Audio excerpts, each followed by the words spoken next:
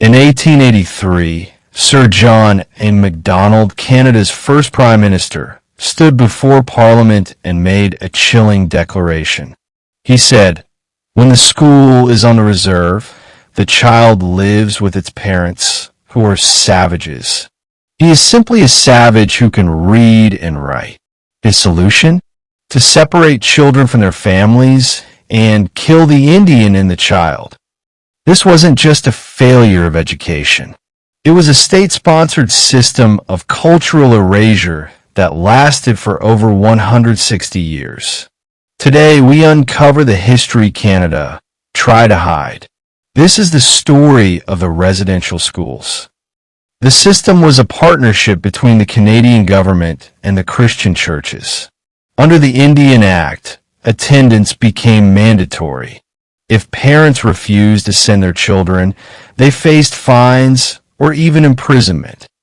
Upon arrival, the transformation was immediate and brutal. Long hair, a symbol of pride and spirit in many indigenous cultures, was shorn. Traditional clothing was replaced by stiff uniforms. Most devastatingly, children were forbidden from speaking their native languages. A single word in Cree, Ojibwe, or Inuktitut could result in severe punishment. These weren't just schools, they were labor camps. Children spent half their day in the classroom and the other half performing manual labor to keep the institutions running. But behind the closed doors, the reality was much darker. As early as 1907, Dr. Peter Bryce, a government medical inspector, reported that the death rates in these schools were as high as 50% in some cases, largely due to tuberculosis and unsanitary conditions. The government ignored him. For years, survivors told stories of the ones who disappeared.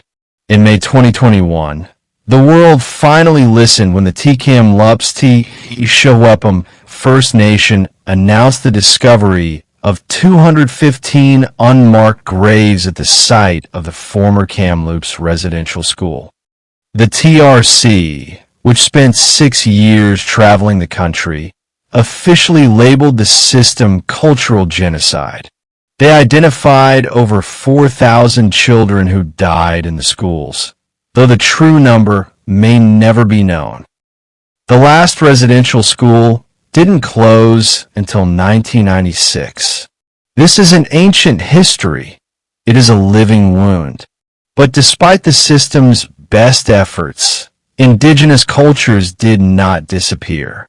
They are reclaiming their languages, their traditions, and their stories. To understand Canada today, we must acknowledge the Canada of yesterday. Thank you for watching Canada-Untold. If you found this story important, please share it. History only disappears when we stop telling it.